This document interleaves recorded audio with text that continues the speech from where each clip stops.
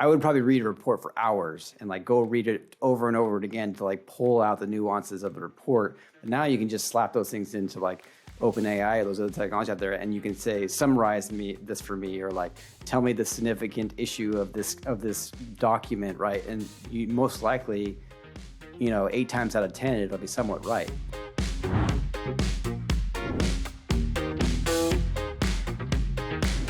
Welcome out, everybody. We are here with Chris Lyle, and we're going to be talking about current events in technology. And with, there's a lot coming on in the world in general with things like AI. But in the legal space, Chris, is this something like, do lawyers need to be terrified of what's happening with the advancements in AI? I wouldn't say terrified, because there still needs to be like an analytical mind behind a lot of the analysis we do.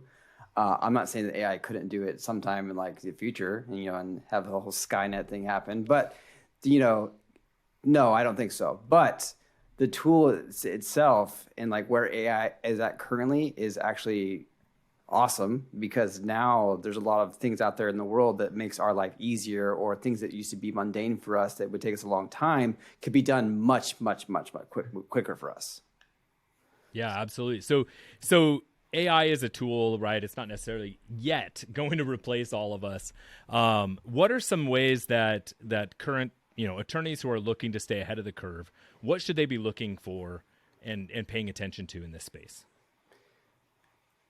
I mean, they should really think about ways that this technology can help make their process in their firm more efficient. And let me just give you an example of it. So a lot of us are in court or whatever, or maybe we're in Zoom calls with our team, and there's tools out there now that will actually record the entire transcript of a Zoom call, right? And then you can just dump that into something like OpenAI and have it say, summarize the entire meeting for me. Or if you have a bunch of discovery notes or discovery evidence that you want to get summarized, you can dump it into a software like OpenAI and have it summarize my notes for me. Like, there's a lot of things that I would probably read a report for hours and like go read it over and over again to like pull out the nuances of the report. But now you can just slap those things into like OpenAI or those other technologies out there, and you can say, summarize this for me, or like tell me the significant issue of this document, right? And you most likely, 8 times out of 10, it'll be somewhat right.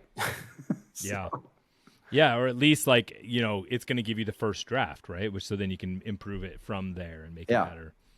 Yeah. And so we've talked on your show a lot about how automation is a powerful thing for attorneys, like, and embracing technology is a powerful thing. What are things that should not be automated or, AI'd? I mean, legal research, I don't want to say legal research, but relying on that technology to find you precedent or like case references or facts to like help your case look better. I don't think that's something you should rely on at this moment in time. I'm not saying it wouldn't be better here and there or get better in the future, but as of right now, like if you just type something into a software and say like, give me the stuff that's most relevant for this, the odds are it's going to not give you the correct stuff.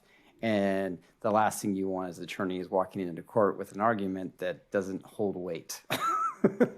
Yep. So, but a lot of the mundane things can be done really quickly and efficiently, but it hasn't gotten, I honestly don't think it's gotten to the point where like it could replace like somebody to do your legal research or somebody to make the legal strategy for a case. Like it's never, I don't think it'll ever get that far, and it may take a long time for it to ever get there. Because we know the facts of the case, we know how the case should play out and what we should gather along the way to make the case better. I don't think that's something that AI can necessarily do yet. Yeah, that makes sense. So how are you using AI to help like practices grow?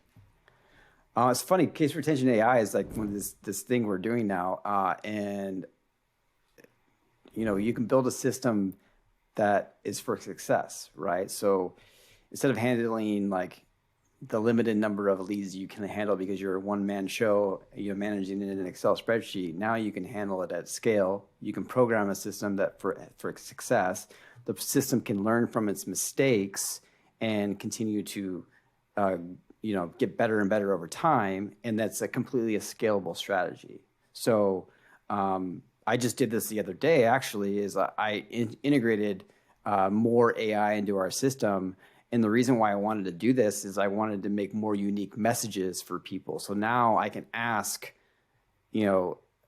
a system to rephrase a statement or to rewrite a sentence or whatever it is. And so now what the output is, now when your leads are getting their follow-up and they're getting their messaging, now they're getting unique messages every time, and they have no idea it's from a robot technically, but it's still coming to them as if it was personal and from an attorney. Now, I'm not saying that the robot's going to talk like an attorney. I'm just saying, we're just asking them, hey, we got your inquiry. I would love to see if I can help. Do you have time to chat the next day or two? That's really about the simplicity of our messages, but you can rephrase that or re-dice it millions of different ways to say the same thing and get the same output. And that's something that AI can do. So instead of me writing 100 different variations of a message, I have a system that I just feed it through and it does it for me. And it's built in now. I mean, it's going to be built in. Let's put it that way. Yeah. No, that's huge. And so I think it's always looking at technology as how can technology make your life easier or work when you're not able to, but it not necessarily fully replace. And so I think what are, as you're implementing this into not only your practice, but into your businesses and into your software, what do you see as the big hesitation? What do some attorneys have a hard time letting go of? I think they think that AI is this tool that you would plug something into and the output's going to be 100% accurate and right. When in reality, that's not the case. It's a machine that's continually learning from its inputs. So the more inputs you give it, the more it learns and the better it gets at the output, which is whatever whatever you're asking it to do, right?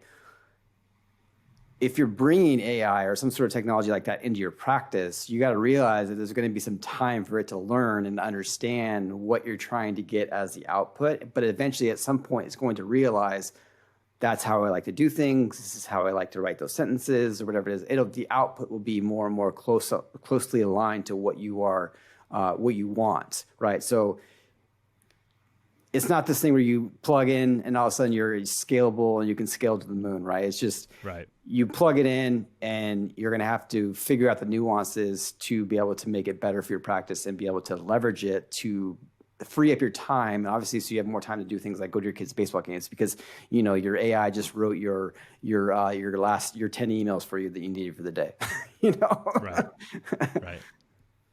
Awesome. That's cool. So it's great to know that AI isn't something people should fear, but they definitely need to learn how to use it best. If you're looking to learn more about what's working in the practices of marketing, then share this with others that want to learn as well, and follow Chris Lyle, and we'll see you next time.